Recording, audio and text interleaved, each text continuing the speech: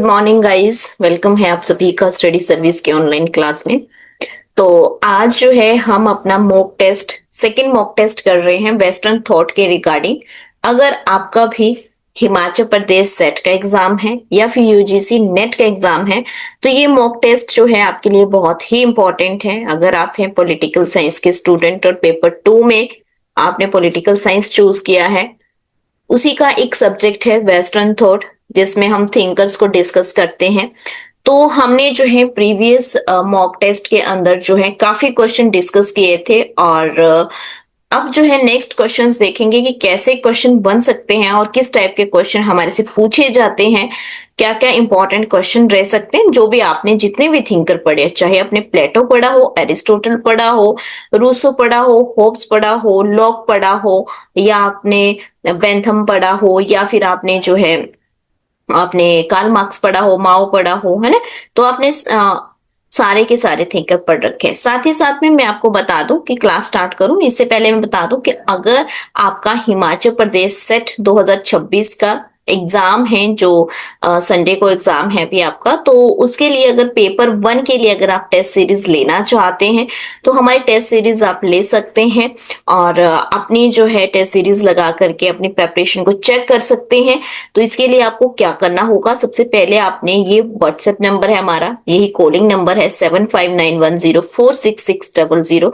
आप इस पे जो है मैसेज भी कर सकते हो, आप इस पे कॉल भी कर सकते हो और फटाफट से जो है आप इस टेस्ट सीरीज को ज्वाइन कर सकते हो और अपनी प्रेपरेशन को चेक कर सकते हो। चलिए, तो आज के सेशन का जो है फर्स्ट क्वेश्चंस जो है वो देखते हैं। क्वेश्चन है, निम्नलिखित में से किसने असमानता को नैसर्गिक असमानता एवं परंपरागत असमानता, यानी कि who among the following has characterized inequality as natural inequality and traditional, यानी कि कन्वेंशनल inequality की बात कर रखी है।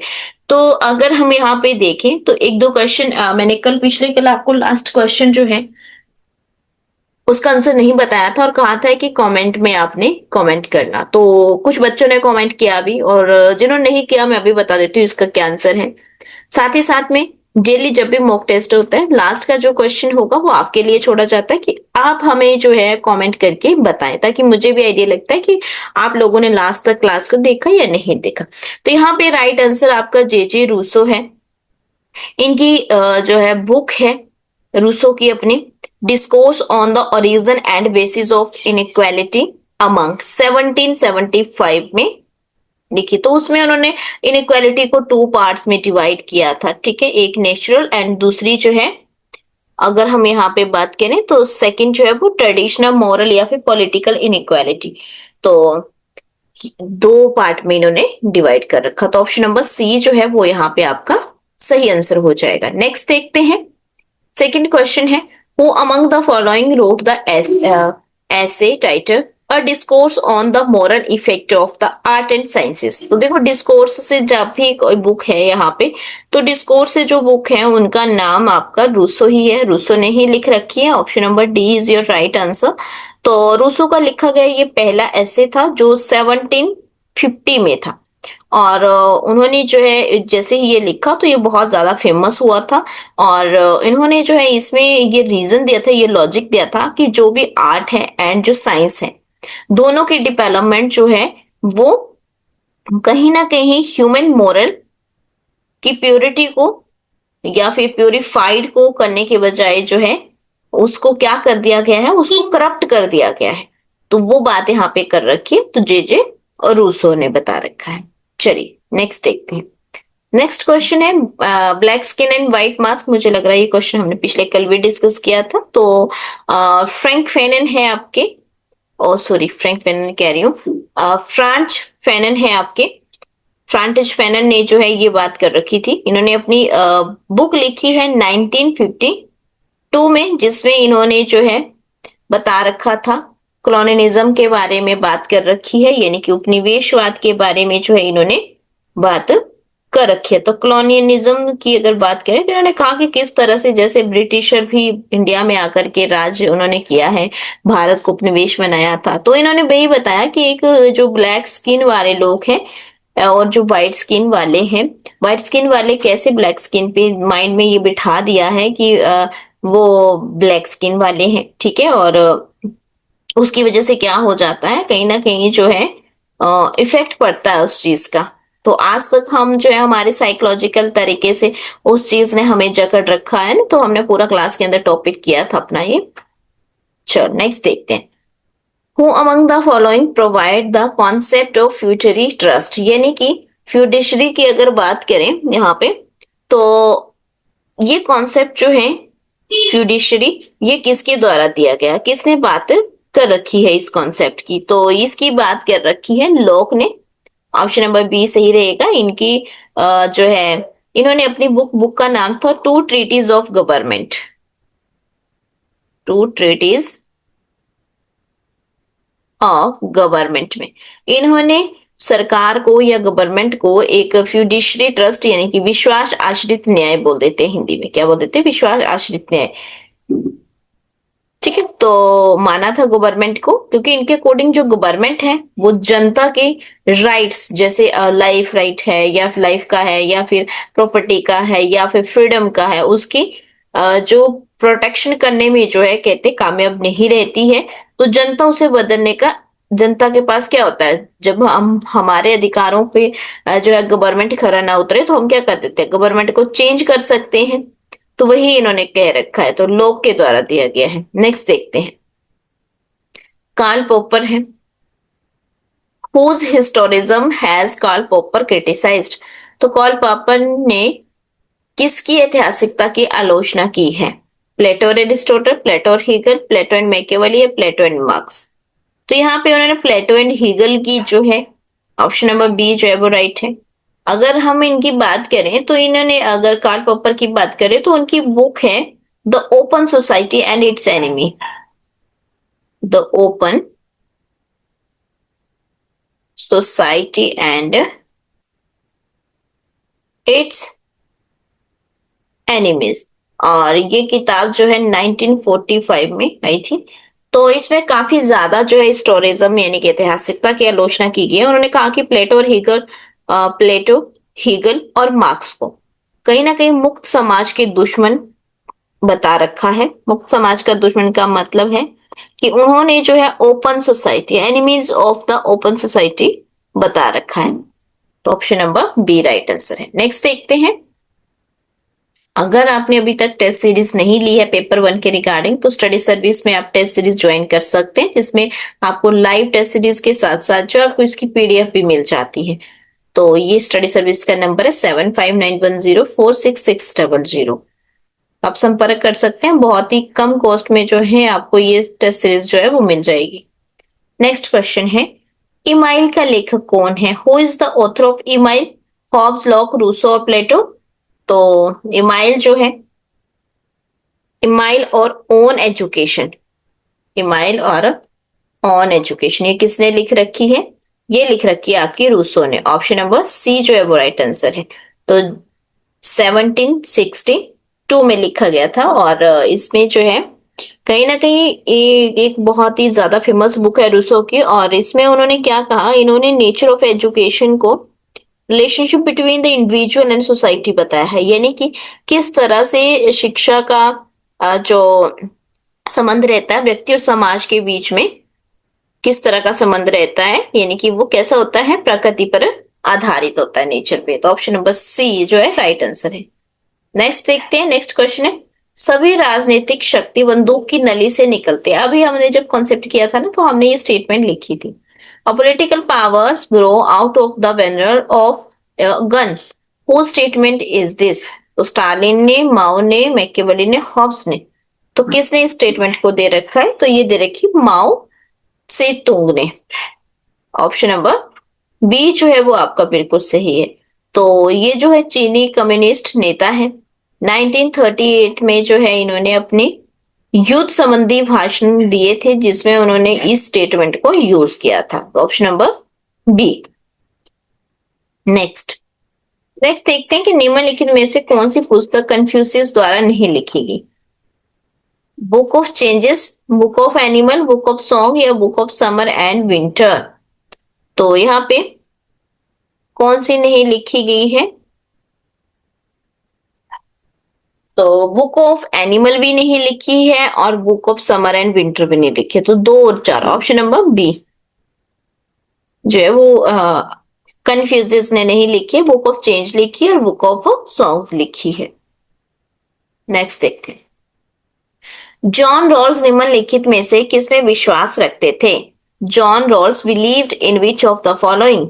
Differences principle, entitlement principle, entitlement, है ना, एंटाइलमेंट। तो अगेलिटेरियनिज्म यानी कि समतावाद या फिर लिबर्टेरियनिज्म यानी कि स्वतंत्रतावाद, स्वेच्छातंत्रवाद, है ना। तो क्या राइट आंसर रहेगा यहाँ पे? एक तो डिफरेंसेस प्रिंसिपल हो गया, तीसरा जो है एगेलिटेरियनिज्म यानी कि समतावाद। तो 1 और 3 किसमें है? 1 और 3, यस, ऑप्शन नंबर डी जो है वो आपका राइट आंसर यहाँ पे रहेगा। नेक्स्ट देखते हैं। नेक्स्ट क्वेश्चन स्टेटमेंट थोड़ी बड़ी है but it's okay. Which of the following statement are correct regarding Plato? He establish the famous school academy in Athens. तो आपने बताना है कि प्लेटो के लिए कौन सा कथन करेक्ट है, सही है। तो क्या एथेंस के प्रसिद्ध स्कूल अकादमी की स्थापना की थी? बिल्कुल की थी, है ना। याद होगा आपको, जिसमें सिर्फ और सिर्फ मैथ्स वाले ही आ सकते थे, जिसको मैथ और साइंस का ज्ञान था, मैथमेटिक्स का ज्ञान था, वही एंट्री होती थी। द लॉज नामक पुस्तक की रचना की थी, बिल्कुल द लॉज लिखी थी। प्लेटो की शिक्षा योजना का आधार उसका न्याय सिद्धांत है, बिल्कुल जस्टिस ऑफ कंसर्निंग की अगर हम बात करते हैं, इसका टाइटल है नाम बुक का, है ना, तो ये भी सही है। प्लेटो सुकरात के इस कथन का समर्थन नहीं करते कि सद्गुणिक ज्ञान है, नहीं, बिल्कुल करते थे, है ना। तो ऑप्शन नंबर 3 जो है फर्स्ट सेकंड थर्ड वो आपके बिल्कुल सही है, ऑप्शन नंबर ए जो है वो यहाँ पे राइट हो जाएगा। नेक्स्ट देखते हैं। प्लेटो के निम्नलिखित मूल पाठों को आरोही क्रम में व्यवस्थित कीजिए, यानी कि असेंडिंग ऑर्डर में लगाने। अपोलॉजी है, रिपब्लिक है, लॉज है, स्टेटमेंट है। तो अगर हम यहाँ पे बात करें तो कैसे क्या हो जाएगा यहाँ पे? तो बिल्कुल सही लिखिए, अपोलॉजी है, रिपब्लिक है, फिर स्टेटमेंट आएगी, फिर लॉज आएगी। मतलब 1 2 4 3, 1 2 4 3, ऑप्शन नंबर सी जो है वो आपका बिल्कुल राइट आंसर है यहाँ पे। नेक्स्ट देखते हैं। निम्नलिखित में से कौन सा सिद्धांत मार्क्स से संबंधित नहीं है? Which of the following theories is not related to Marx? तो थ्योरी ऑफ एलिनेशन या फिर theory of surplus value, dictatorship of the proletariat या फिर the origin of the family, private property and the state. तो यहाँ पे क्या हो जाएगा? Option number D. मार्क्स के सिद्धांत से संबंधित में परिवार, निजी संपत्ति और राज्य का उद्भव। इसके अलावा अलगाव का सिद्धांत है, अतिरिक्त मूल्य का सिद्धांत है, सर्वहारा की तानाशाही, ये सब रिलेटेड टू मार्क्स है। नेक्स्ट देख। निम्नलिखित में से किसका कथन है कि जीवन एक शक्ति के बाद दूसरी शक्ति पाते रहने सत्ता और बेचैन इच्छा है जिसका अंत मृत्यु के साथ ही होता है? Whose statement is it that life is a perpetual and restless desire of power, the after that the casest only in death? Aristotle, Machiavelli, Hobbes या रूसो? तो हॉब्स ने जो है ये बात कर रखी है, हॉब्स ने अपनी लेवियांथन के अंदर, हॉब्स की बुक है जो वेरी वेरी इंपॉर्टेंट है, लेवियांथन।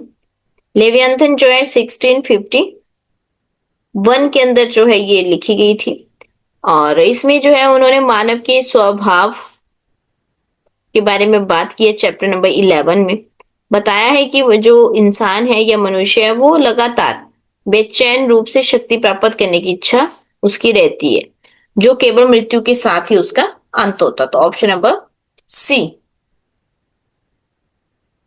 नेक्स्ट देख। निम्नलिखित में से किस चिंतक ने द आर्ट ऑफ वॉर लिखी? द आर्ट ऑफ वॉर, तो मैकियावेली ने जो है आपकी आर्ट ऑफ वॉर लिख रखी है ना। कब लिख रखी है? 1521 में। नेक्स्ट देखते हैं। नेक्स्ट है, देख लेते हैं, मुझे लग रहा है कि अभी है क्वेश्चन, है ना। तो क्रांतिकारी हिस्सा न केवल भेदक होती है बल्कि उपनिवेशी प्रजा को स्वयं के पुनर्निर्माण का अवसर भी प्रदान करती है। Revolutionary violence is not only penetrating what also provide the colonialized subject an opportunity for self reconstruction. हैना हारेंट, फ्रांसिस फैनन, मैकियावेली या हॉब्स? तो मैकियावेली और हॉब्स तो होगा नहीं, ठीक है, तो क्या रहेगा? Francis Fanon.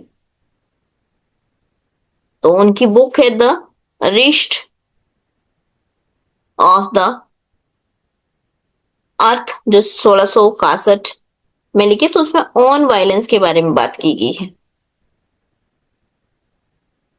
तो नेक्स्ट क्वेश्चन आता है हमारा आज के सेशन का एंड लास्ट क्वेश्चन है, who among the following considered bureaucracy as the consciousness of the state? निम्नलिखित में से कौन नौकरशाही को राज्य की चेतना मानता है? राज्य की चेतना मानता, मार्क्स, लेनिन या फिर मिलीवेंट या पोलातंजस? तो ये आपके लिए क्वेश्चन है और आपने इसका आंसर जो है लास्ट में पोस्ट करना है, कमेंट सेशन में कमेंट करना है। कल जो है इसका आंसर आपको मिल जाएगा। साथ ही साथ में अगर आपने टेस्ट सीरीज नहीं ज्वाइन की है पेपर वन की, तो आप पेपर वन की टेस्ट सीरीज हमारे पास ज्वाइन कर सकते हैं। तो अपनी तैयारी को जो है अच्छे से बनाए रखिए और अपने एडमिट कार्ड वगैरह डाउनलोड कर लीजिए टाइमली, ताकि आप अच्छे से पेपर दे सकें। All the best. चलिए, थैंक यू सो मच, मिलेंगे नेक्स्ट मॉक टेस्ट में।